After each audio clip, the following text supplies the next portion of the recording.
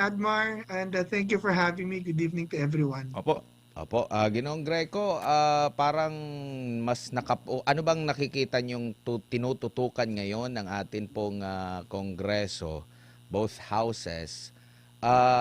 Ito bang mas malaking pera na involved or itong impeachment? Kasi kung silang tatanungin mo, meron naman daw silang ginagawa sa paglaban sa korupsyon. Pwede daw nilang isabay. Pero sa inyo pong pagmamasid sa kasalukuyan po, nakakalimutan na ba nila ang issue na mas malaki at mas may malaking say ang taong bayan, ang pera ng taong bayan, lalo na sa issue ng korupsyon?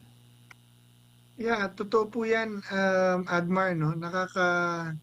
Nakakainis dahil, you know, obviously ginagawa nilang pantakip or cover story ang impeachment para, kumbaga, pagtakpan ng kanilang mga kapalpakan ng gobyerno, gaya ng pagkontrol na pagtaas ng presyo ng bilihin, pagtaas ng kuryente, gasolina, pagbibigay ng maayos na trabaho sa tao, at yung mataas na sweldo, which is really hurting every Filipino ngayon. Kahit sino kausapin mo, negosyante, ordinaryong tao, talagang naghahanap ng pera. And it shows, ang inflation natin, 7.2, record high. Ang taas ng gasolina, tumasa naman ng gas. Ang daming mga negosyo nagreklamo. Ang sabi ng bangko ngayon, ang daming nangungutang, tapos walang pera ang tao. And ito po talagang urgent and immediate need ng mga Pilipino ngayon, dahil nga sa gera. Of course, alam natin na malaki ang epekto ng gera dahil tumasang ang langis. Kaya nga lalo sila kailangan magtrabaho to give aid, sa masolusyonan ang problema ng tao. Subsidies, programs na matagal na nila dapat ginawa, gaya ng food security, na hindi pa nila nagagawa up to now. So ngayon naghahabol tayo. Pero nakatutok ang Kongreso sa impeachment.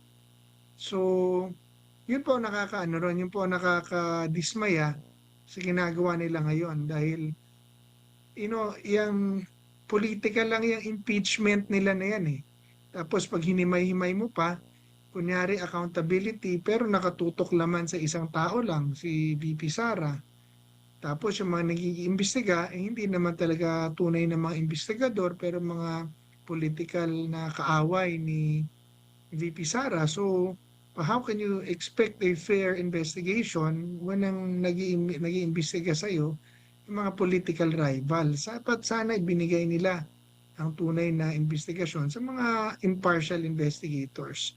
Number two, ang mga witnesses na inilalabas sila, questionable character, at saka yung mga sinasabi, wala rin katotohanan.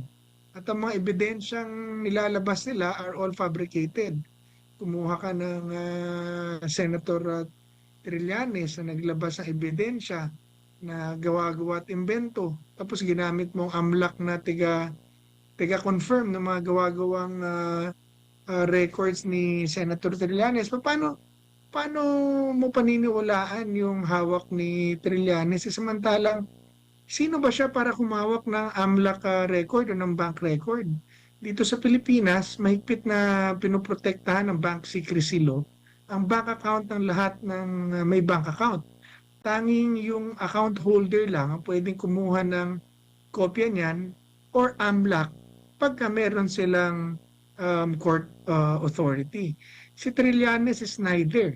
So ano man yung hawak niya, definitely gawa-gawa niya lang yun. Hindi niya pwedeng panghawakan. And yet, yun ang hawak, yun ang dala-dala nilang ebidensya. Tapos allegedly itong AMLAC nag-submit ng report na unsigned. Dahil hindi naman talaga sila pwedeng mag-reveal ng mga bank records on public unless meron nga pong or mag-source out unless meron nga pong court order kaso. In this case, wala pa po eh.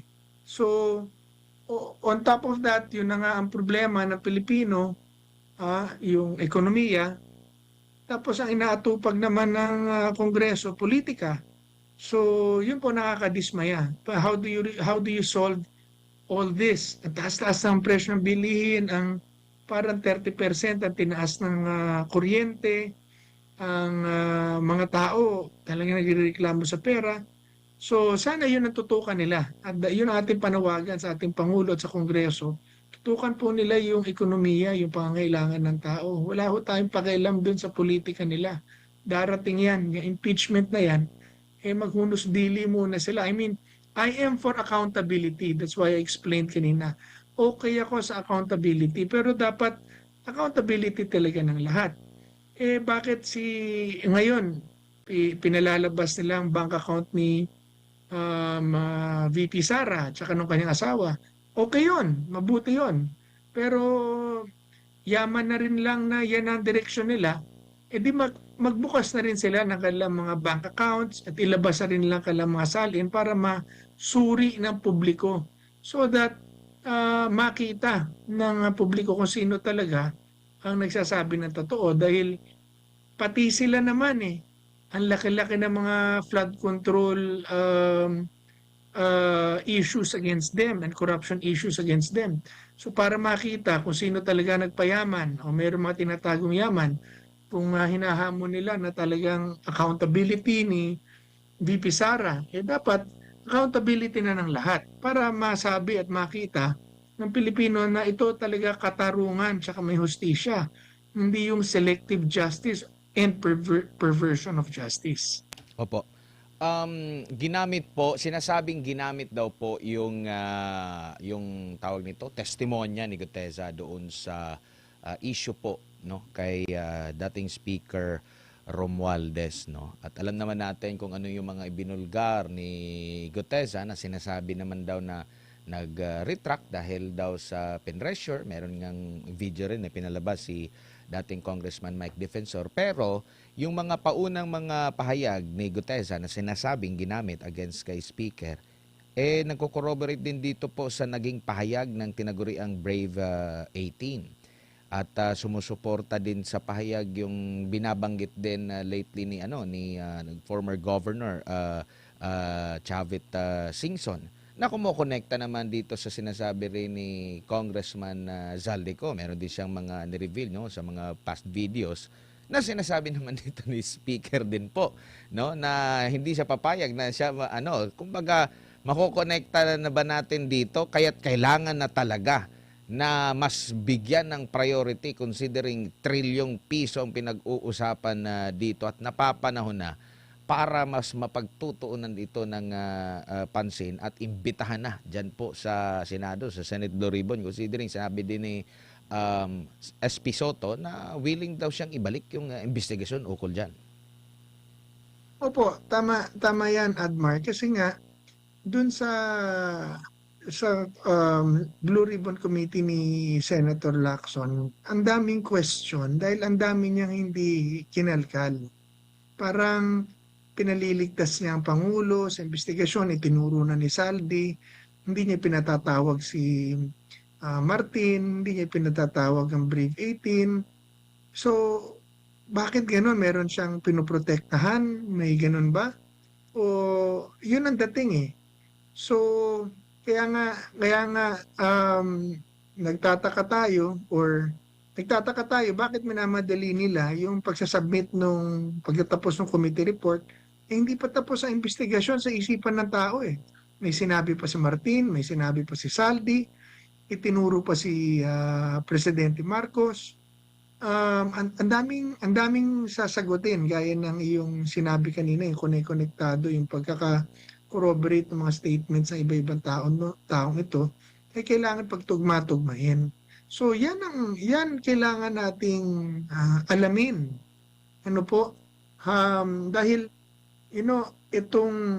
itong mga paraan ng gobyerno ngayon, lumalabas, gusto nilang taasan ng buwis ng mga bilyonaryo daw.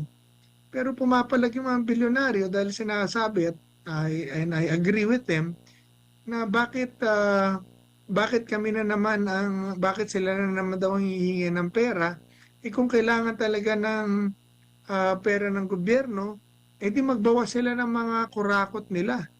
Yung nawala lang daw sa without even fixing the holes in the system, they want more money. So ang tanong, kukunin nyo na naman yung dagdag na perang yan, saan na naman mapupunta yan? Sa tao ba or sa corruption na naman? So, kaya we need to do a, a real reform and revamp dun sa mga sistema at mga taong nangurakot dahil kahit sa dagdag ng krisis sa gitna ng krisis kahit magdagdag ka ng magdagdag ng pera kung butas naman ng ating sisidlan dahil sa korupsyon hindi rin mapupunta sa tao yung pera. So yeah, yan po ang tanong sa ating sa ating lahat ngayon. Bakit yung dinikdik nyo yung impeachment ni VP Sara, samantalang kung talagang gusto niyo ng accountability, bakit hindi niyo imbestigahan lahat? Bakit yung mas malaki ang inyong itiniisang tabi at yung mas maliit na issue ang inyong finofokusan? Dapat sabay-sabayin niyo lahat yan, sama-sama niyong imbestigahan yan para maging malinaw sa tao at fair. Makikita nila na totoong katarungan itong nangyayari, hindi selective justice, hindi politika lang. Sir, good evening sa MJ ito. Sir, paparating na Jay. po ang State of the Nation Address. Kasama po sa mga topic ang anti-corruption. Ano bang nakikita mong may lalaman kaya ang SONA sa corruption efforts? Meron pa tayong flood control issue. Yun na nga po. Ano sasabihin niya na paniniwalaan ng Pilipino kung siya mismo ay accused? Di ba? Pinagbibintangan nila tapos ginagamit nila ang kapangyarihan ng gobyerno para ipitin at takutin ang mga nagdi-dissent. Yung mga tao na nagsasalita against corruption, pinahuhuli, kinakasuhan, inaabala, inihiya. Samantalang kung kanilang sasagutin at gaganapan yung mga sinasabi ng taong yun, matutulungan sila sa kanilang laban kontra korupsyon. So ano yung pagmamalaki niya na yung mga small fry, yung mga small fish at pinakawalan niya yung mga big fish sa anti-corruption effort. ICI na isinara din. And sinasabi naman natin noon pa na dapat isara na yan dahil nagiging hugasan ng kamay. Tapos ang Kongreso, imbis na, ang problema kasi, silang itinuturo nung mga sinasabi nilang mastermind. Si Saldi, si Martin is talking about the executive department, na ang mga witnesses are pointing all to them. So, ano pagmamalaki ng Pangulo, ng administrasyon sa anti-corruption? Wala naman sila na ipapakulong pa maliban sa mga ginagawa nilang scapegoat. So, I don't know what he will say na paniniwalaan ng tao when you talk about corruption. Pag tinignan mo corruption index, ang red tape, ang ekonomiya, na sinasabi ng tao, kaya tayo lugmok ngayon, hindi lamang sa gera. Wala pang gera, hirap na ang bansa natin dahil sa korupsyon.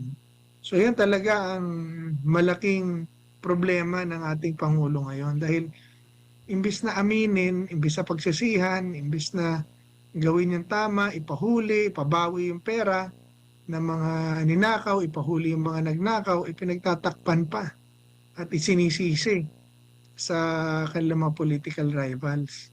Kaya magulo po kaya ang mga tao dissatisfied. Para bang nag-aantay na lang ng may milagro mangyari or mag-eleksyon na, ganun. Chairman, malayo-layo pa po ang SONA o State of the Nation Address. Meron po ba kayong nakikita na possibility na magkaroon ng build-up para po sa paksa ng korupsyon? Dahil ngayong araw po, may isang news report na nagsasabi na si former Speaker Martin Romualdez daw ang itinuturong mastermind sa flood control scandal ayon sa Office of the Ombudsman. At na-highlight po doon yung sabuatan umano nitong sina Congressman Romualdez at resigned Congressman Zaldico.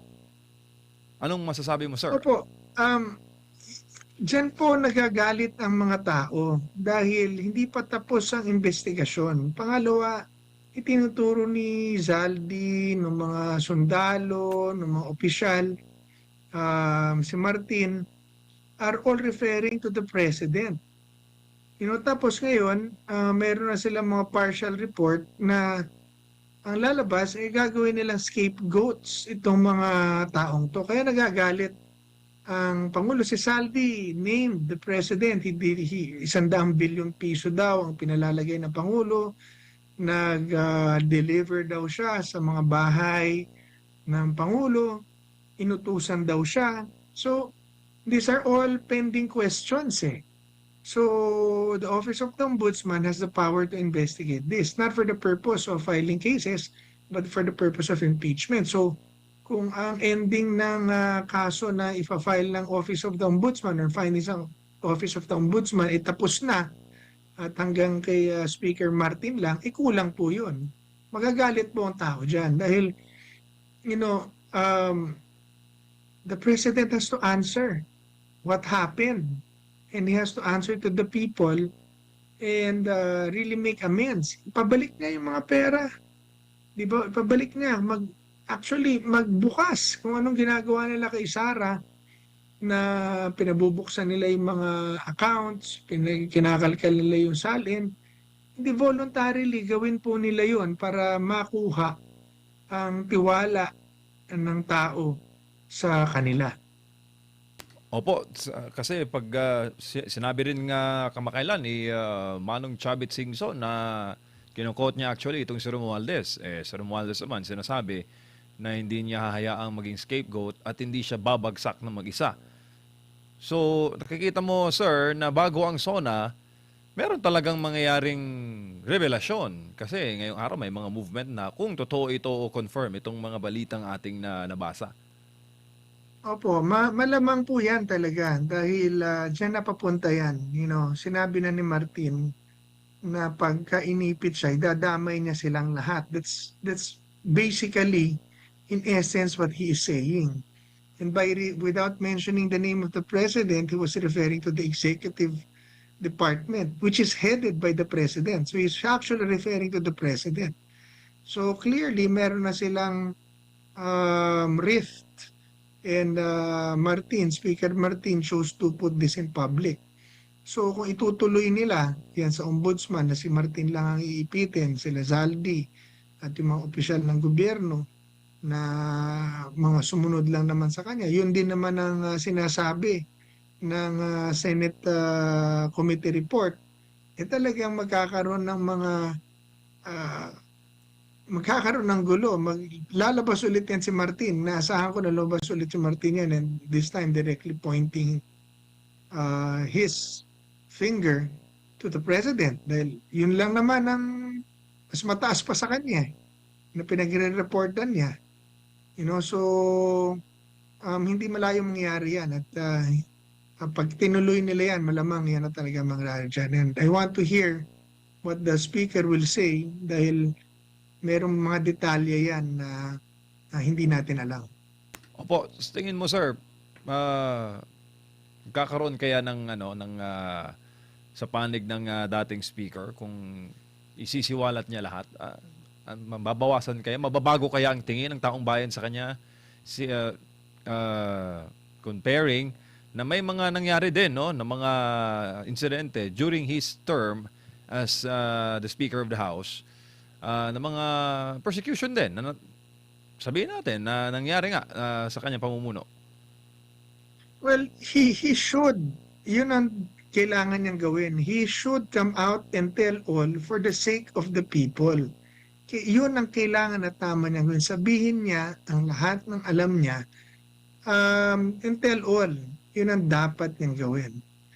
Ngayon, kung depende yan sa sasabihin niya, kung ano ang magiging reaksyon ng tao. Pag nakita siguro ng tao na totoo ang kanyang sinasabi at hindi siya, kumbaga, hindi niya minamanipulate ang mga istorya, baka makakuha siya ng simpatya. Pero kung aangguluhan niya ng, kumbaga, half-truth niya para iligtas siguro ang sarili niya o merong iligtas, baka lalo lang magalit ang mga tao. Kahit meron siya sinabing kalahati totoo o kalahati hindi totoo, pag nahalata ng tao yan, magagalit pa rin sa kanya. Pero siguro, kung talagang magsasabi siya ng totoo at meron siya mga detalye doon na masasabi na will connect everything, I think the people will appreciate that at kahit paano will give him I don't know kung ano ang kung patatawarin siya fully, pero will appreciate at least, for a lack of a better term, yung depende nga sasabi ko sa kanya sasabihin kung ano maging reaksyon ng tao. Kung pwedeng matuwa sa kanya, yun ang point. Kung pwedeng matuwa, not saying na hindi siya guilty, pero kung sasabihin niya yung totoo at may tuturo na mabubuo natin yung kwento, pasasalamatan siya ng Pilipino kahit paano. Ano naman po masasabi niyo, sir? Sinabi po ng Malacanang matagal na paano raw maging mastermind ng presidente? Siya po ang nagpalunsad ng investigasyon hinggil po sa issue ng flood control. Bumuo pa ng ICI. Paano, hindi naman daw yun gagawin ng Pangulo kung meron daw siyang tinatago. Chairman. After the fact na po lahat yung ginawa niyang yan nangyari na. Mm. Nagsalita na si Saldi tungkol dun sa delivery sa kanya at saka kay Martin. Putok na ang issue ng flood control. Di ba siya pa nga ang nagmalaki niyan, pinagmalaki niya sa zona niya, tapos kinabukasan biglang binaha ang Metro Manila. So parang lahat ng sinasabi niya, pati yung ICI, were after the fact. And ngayon parang mahirap maniwala ang tao na hindi niya alam at wala siyang alam kasi unang-una siyang presidente. Siyang pumipirma ng budget, siyang gumagawa ng programa, siyang sinusunod ng lahat ng buong executive department. Siyang sinusunod. Tapos pinsan niya ang speaker. Tapos nagre-report sa kanya at sa speaker si Saldi na ginawa nilang operator. And then, siya itinuturo pa nitong mga to. So, at this point, mahirap niya sabihin na hindi siya kasali at hindi niya alam.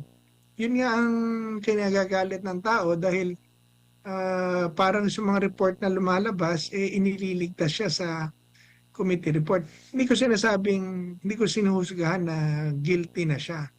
Pero ang sinasabi ko, kaya kailangan niya sagutin ng maayos sa publiko ano talaga naging role niya dito dahil yung pagtatayo niya ng ICI is not enough to say na hindi siya guilty. Maarahil na, kung maalala natin na during the ICI,